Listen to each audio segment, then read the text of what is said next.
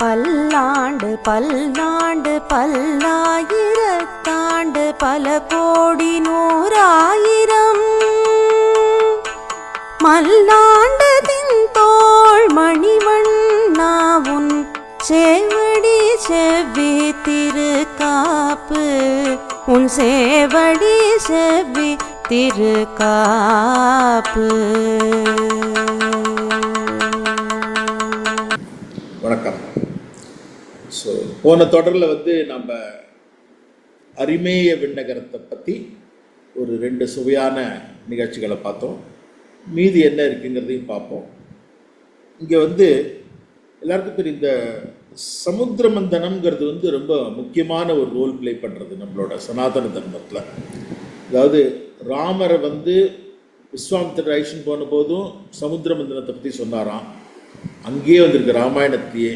அதுக்கப்புறம் பாகவதத்தில் வருது, மகாபாரதத்தில் வருது, அதுக்கப்புறம் விஷ்ணு புராணத்தில் வருது. எல்லாத்துலேயும் வருது இந்த சமுத்திர பர்வதம், இந்த சமுத்திர மந்தனம். இந்த சமுத்திர மந்தனத்தில் தான் அவங்களுக்கு அந்த அமிர்தம் கிடச்சது இல்லையா? இந்த அமிர்தத்தினோட கதையை பற்றி தான் நம்ம சொல்லிட்டு இருந்தோம். இதுலேயே இன்னொன்று உதங்கரை பற்றி ஒரு சுவையான ஒரு நிகழ்வு இங்கே என்ன இருக்குது அப்படின்னா, உதங்கரோட குரு பேர் வைதர் அப்படின்னு பேர். அந்த வைதர்கிட்ட தான் இவர் எல்லாம் வேதம் எல்லாம் பயின்றார். முடிஞ்ச உடனே இந்த வைதரோட மனைவி குருதட்சிணியாக அந்த ஊர் ராணியோட அந்த காதில் போட்டுக்கிற அந்த கம்மல் அதை எனக்கு அவள்கிட்ட வாங்கிட்டு வா அப்படின்னு சொன்னாராம். இவர் சொல்லிட்டார் இல்லையா, அது போல் இந்த குரு பத்னி சொல்லியிருக்கா, அதனால் வாங்கணும்னு சொல்லிட்டு அந்த கமண்டலத்தை வாங்கிறதுக்காக அவர் ராணியை தேடின்னு போனாராம்.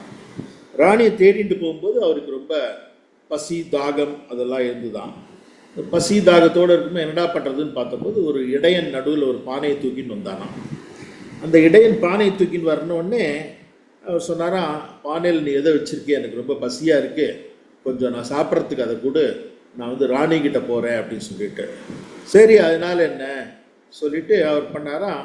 அவர் அந்த மரத்தின் கீழ் வாங்கிட்டு வரும்போது திரும்பி இந்த ராணிக்கிட்ட வாங்கின்னு வந்துட்டார். ராணியும் கொடுத்துட்டான். என்ன, பிகாஸ் எப்போ வைதர் பற்றி தெரியும், வைதர் ரொம்ப பெரிய ரிஷி அவர்.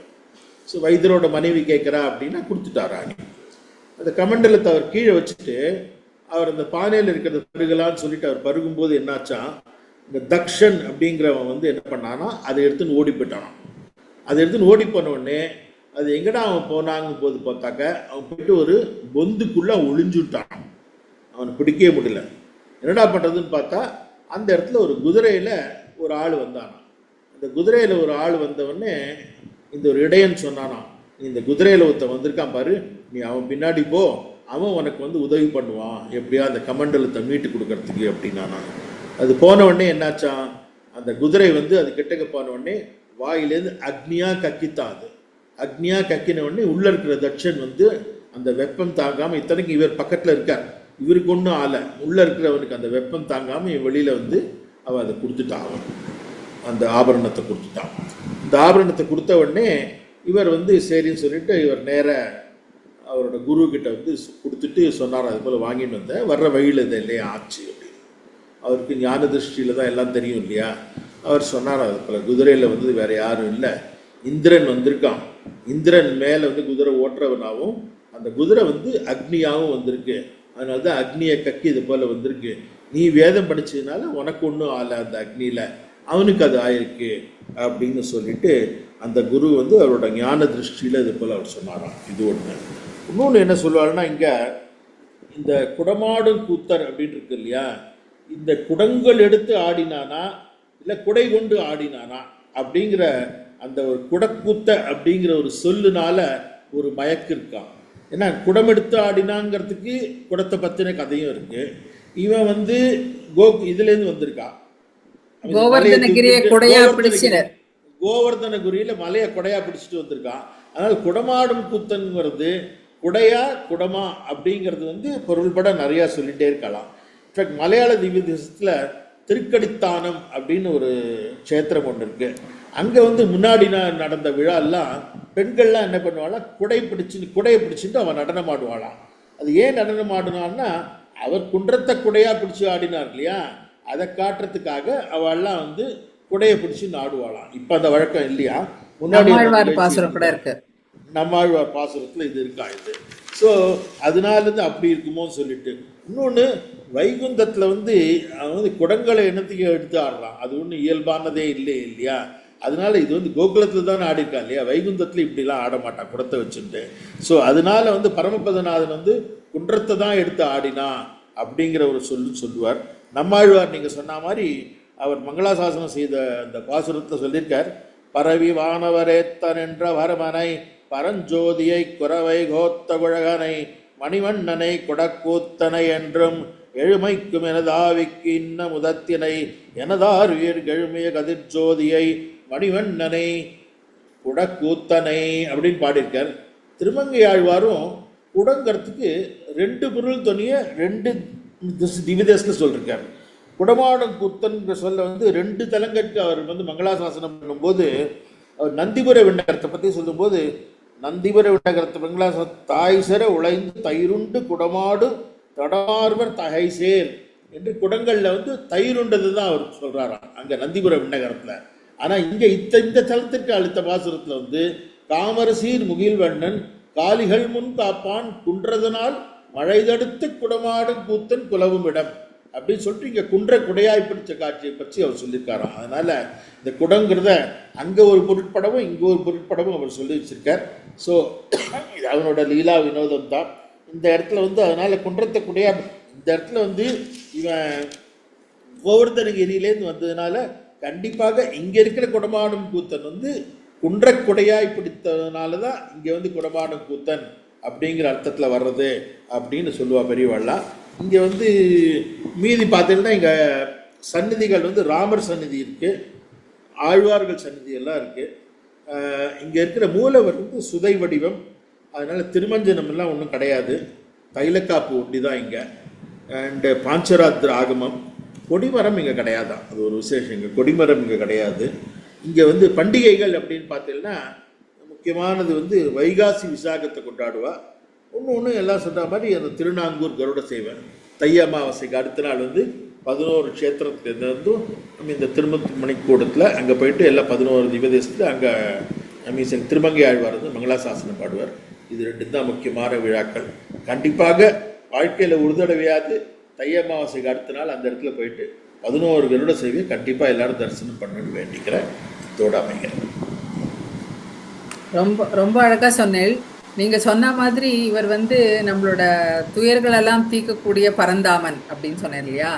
அதை வந்து 10 பாசுரங்கள் தான் பாடினா கூட ஒரு பாசுரத்துலேயும் வந்து அவர் வந்து எப்படி தேவர்களோட துயர் தீர்த்தார்.